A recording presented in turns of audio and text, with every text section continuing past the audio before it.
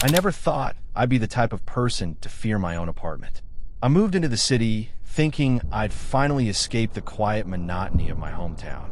The apartment was modest, fourth floor, in an old brick building with the kind of creaking floors and peeling paint that only added character.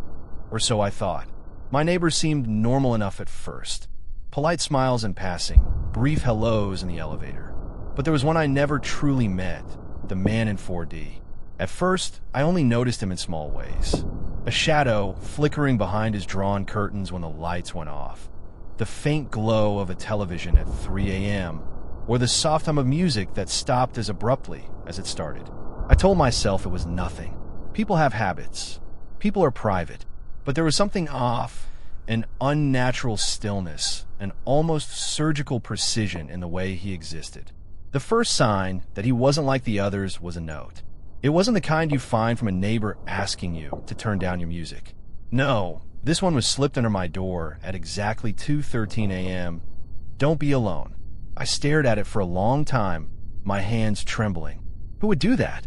And why? My mind raced. A prank? Someone's idea of a joke. I wanted to laugh it off, but the moment I looked up, I noticed movement in the hallway across from my door. A shadow shifted slightly, as if acknowledging the note. My pulse quickened. That night, I barely slept. Every sound was magnified. The creak of the building, the hum of my fridge, footsteps in the hallway. Around 3:30 a.m., I heard the softest whisper. I'm here. I bolted upright in bed, clutching my phone. Nothing. No one. Just silence that felt louder than any noise. Days passed, and the presence became more invasive. Small objects moved in my apartment. My keys left on a coffee table would be on the windowsill. My laptop, closed, would be open to a blank page. Even the light switches seemed to flip themselves at random, though nothing else happened.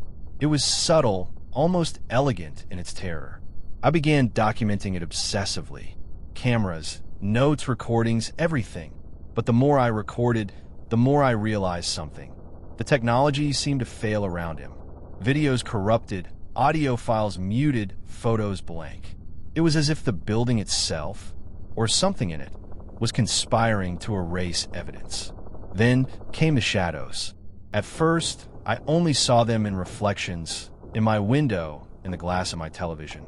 A figure standing in the hallway behind me, when no one was there, limbs slightly distorted, motion unnatural.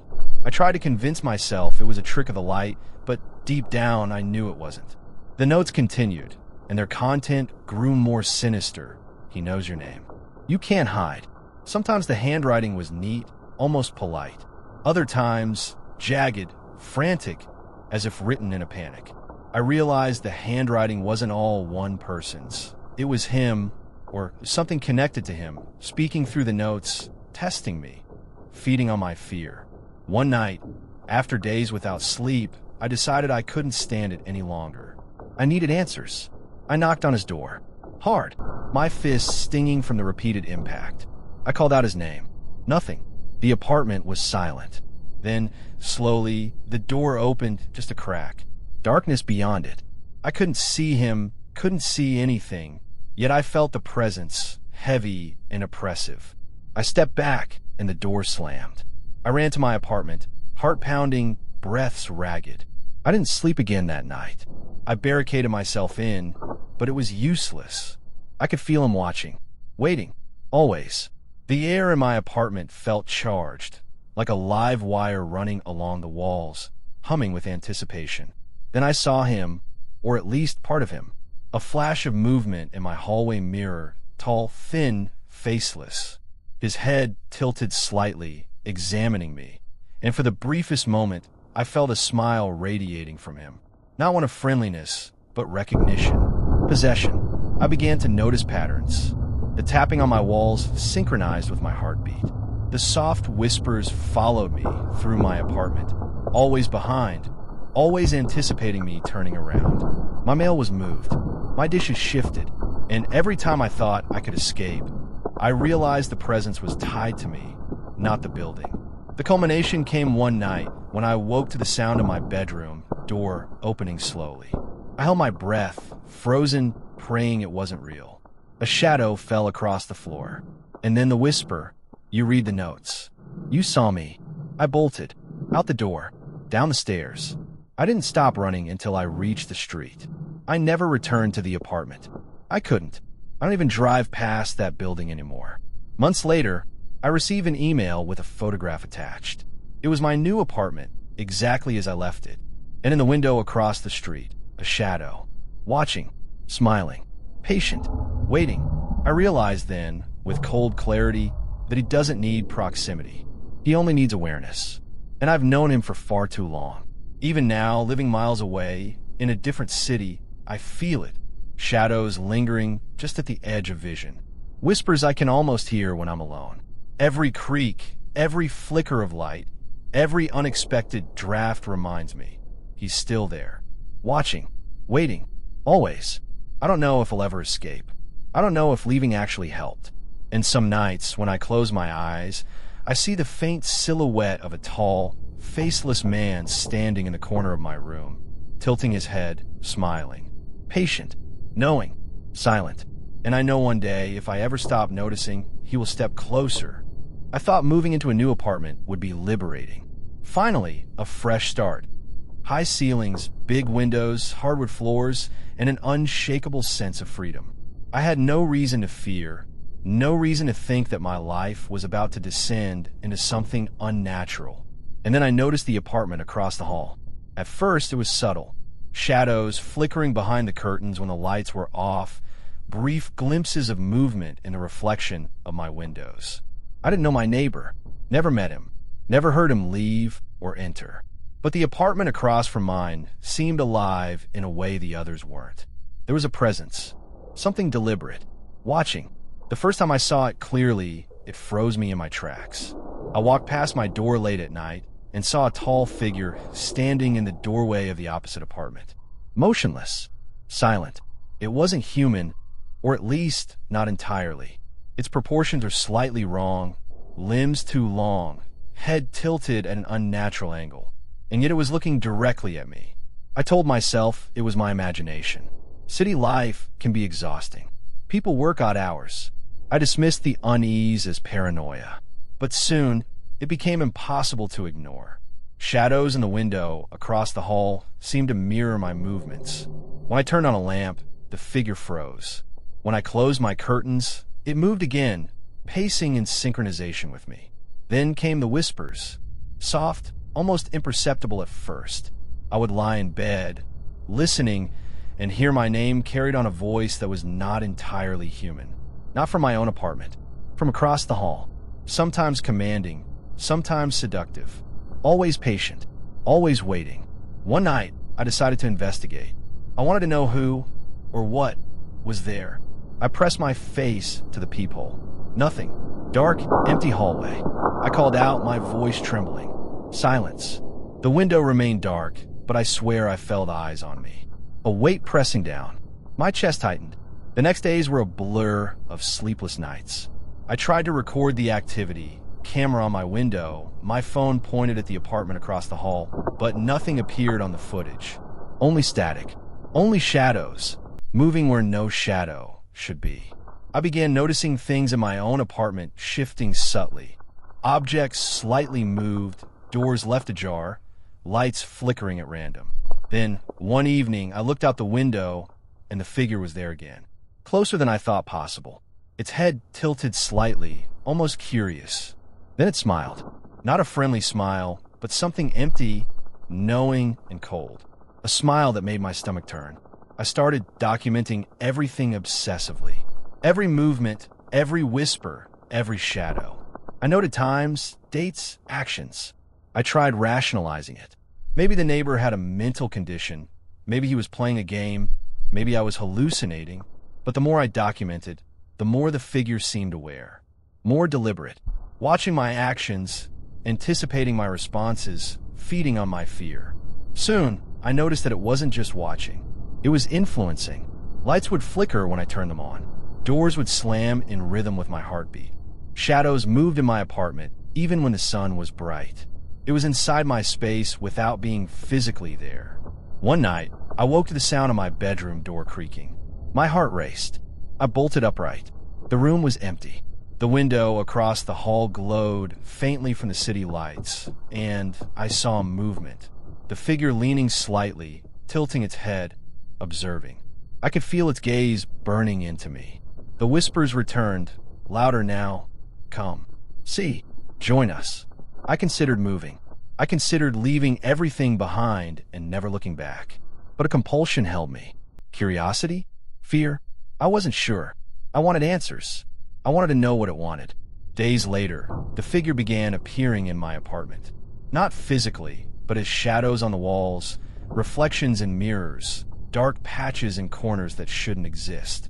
They followed me, imitated me, watched me sleep. I felt trapped. Even the safety of my own room felt violated. I was no longer alone. I tried confronting it. I knocked on the apartment across the hall. Nothing. No sound. Doors slightly ajar. Darkness inside. My voice echoed in the empty hall as I demanded answers. Silence. And then a whisper directly in my ear. You saw me. Now you belong. I bolted back to my apartment. Locked doors, barricaded windows. But I could feel it moving, stalking me. Shadows twisting in ways that defied physics. Shapes forming and reforming in the corners of my vision. Faces that weren't there when I turned to look directly at them. Sleep became impossible. I would lie awake, staring at the window across the hall, waiting, knowing it was there. Sometimes I would see multiple figures now, not just one. Shadows that slipped along walls, mimicking me, imitating me. I began hearing footsteps in my apartment that weren't mine. I realized then that it wasn't just watching me. It had been inside my apartment for some time, quietly observing, manipulating, shaping my reality. Every flicker of light, every creak in the floor, every whisper in the darkness was orchestrated to drive me mad. I tried to leave, pack my belongings in a frenzy, my hands shaking, my mind screaming at me. But as I reached the front door, I saw it again. Standing in the hall outside my apartment, impossibly tall, faceless, limbs bending at unnatural angles. It didn't move toward me, yet I felt a wave of dread so strong, I almost collapsed. I ran down the stairs, not stopping until I was on the street. But even then, I could feel it. Across the hall in my old building, a shadow, tilting its head, smiling. Patient, waiting. I never looked back. Months later, I moved into a new city, a new apartment, trying to forget. But the paranoia never left me. Every time I see a darkened window across the hall, my chest tightens. I check my doors, my windows, my mirrors. I see fleeting shadows and reflections. I hear faint whispers in the silence. I know it is there, patient, watching, waiting. Some nights, I dream of that apartment across the hall. Endless hallways, endless windows, figures moving in the corners of my vision. Shadows stretching impossibly long, tilting their heads, smiling. They call my name softly, insistently. And when I wake, I check the window across the hall in my new building. Nothing. But I know one day they will find me. The window across the hall isn't just a window. It's a threshold, a doorway, a trap for the curious. And I was too curious. Now, every time I close my eyes, I see those shadows stretching across the hallway. I hear whispers beckoning me toward the window. I feel eyes on me constantly, patient, knowing, waiting for the moment I stop noticing. And I fear that when that moment comes, it will be too late. I had always prided myself on being a logical person. Skeptical, grounded. The type of person who laughed at ghost stories and rolled my eyes at anyone who claimed their apartment was haunted. I wasn't naive. I knew old buildings creaked, pipes groaned, and neighbors could be noisy. But nothing could have prepared me for the apartment below mine. It started the very first night I moved in. The building was old, with creaky hardwood floors, peeling wallpaper, and a faint, lingering smell of dampness. My apartment was on the top floor, which I assumed meant I would have some peace. But as soon as I unpacked the last box and sat down with a cup of coffee, I heard it a scratching. Faint at first, almost polite. I paused, straining my ears. There was again, soft but deliberate, coming from directly below me. I told myself it was nothing. Old buildings have quirks. Maybe the person downstairs was moving furniture. Maybe a rodent had found its way into their apartment. I shook my head, trying to dismiss the unease crawling up my spine. The next night, the scratching continued. Louder, rhythmic, purposeful, like nails dragging along wood in a slow, deliberate pattern. I could almost feel it beneath me, vibrations through the floorboards that made my chest tighten. I tried to ignore it, but it was impossible. Sleep became a distant memory. Then came the whispers, soft, unintelligible murmurs coming through the floor, as if the apartment below were speaking directly to me. At first, I thought I was imagining it, the result of exhaustion and paranoia. But the whispers grew louder each night, forming words I could almost comprehend. My name, the word come repeated over and over, urging me downward. I tried asking my downstairs neighbor about it. His name was Rick, at least according to the landlord. I knocked politely, introduced myself, and asked if he'd noticed any strange noises. He laughed, a nervous, almost forced chuckle. Old buildings, man. Floors settle, walls creak. You'll get used to it. But I didn't feel reassured. Something about the way he smiled, but didn't quite smile, made the hair on the back of my neck stand on end. Nights became unbearable. I started keeping a notebook, jotting down every sound, every whisper, every scratch. But I noticed something disturbing. Every time I wrote something down, the whispers changed. They became taunting, sometimes angry, sometimes seductive, sometimes commanding. Come below, see what we see. I installed cameras on the floorboards, pointing down into the ceiling panels, hoping to catch a glimpse of whatever was making the noises. The recordings were horrifying. Shadows that shouldn't exist moved across the floorboards, twisting and stretching unnaturally. Faces, eyes, limbs, sometimes multiple, writhing as though the floor itself were alive. I couldn't explain it rationally. Every frame was corrupted in some areas, dark patches that moved independently, as if whatever was below me had the power to erase itself from technology. One evening, after days without sleep, I awoke to the sound of the floor cracking. Not a faint sound, but deep splintering, as though something enormous were pressing up from below. My heart leapt into my throat. I froze in bed. Then the whispers came again, louder, more insistent. Come down, we're waiting. I couldn't move. My body refused to obey. Then I felt it. The first touch. Cold, sharp, pressing through the floorboards into my feet. Fingers, claws, tentacles of shadow that wrapped around my ankles, climbing. I screamed, but my voice sounded distant, as though underwater. The darkness in my apartment thickened, almost tactile, filling the space, pressing against me. I blacked out. When I woke, it was daylight. My apartment was intact. The floorboards were unbroken. Nothing had moved. But I knew what had been there, and I knew it would come back. I tried to leave immediately, packing my things in a frenzy. But every night I returned, I could feel it again. The shadows had a presence, not just in the apartment, but in my mind. They whispered in dreams, guided my steps, and invaded my thoughts. Sleep became impossible. I realized that the apartment below wasn't just haunted, it was alive, patient, predatory, watching. Then I saw Rick, or rather, a shadow in his form. One night, I peered through the peephole and saw him standing in the dark hallway below, his silhouette elongated, faceless, limbs bending in impossible ways. He didn't move toward me. He didn't need to. The floor vibrated beneath me, the whispers surrounding me, echoing from every corner of the apartment. I began experiencing visions.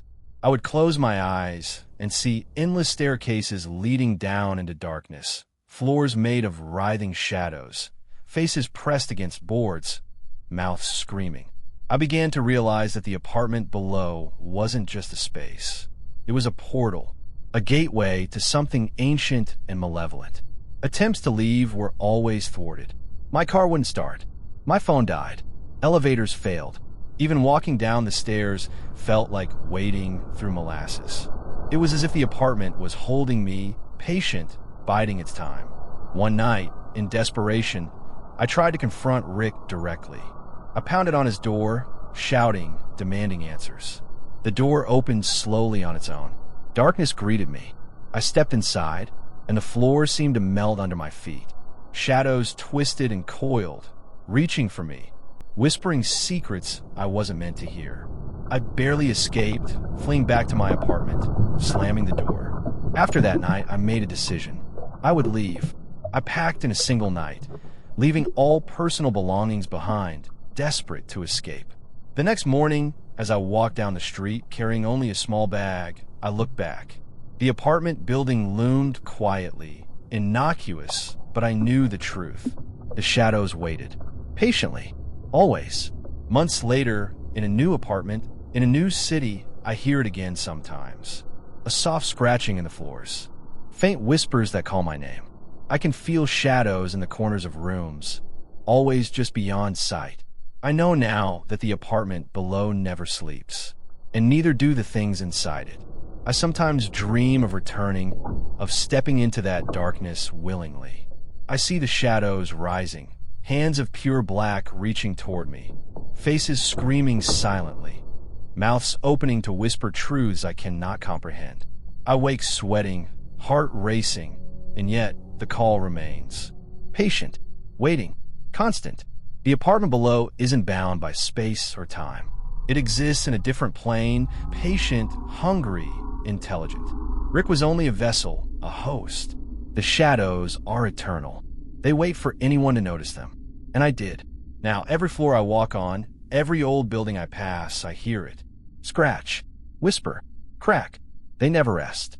And I know that one day, if I'm not careful, I will descend into the darkness of the apartment below and never return.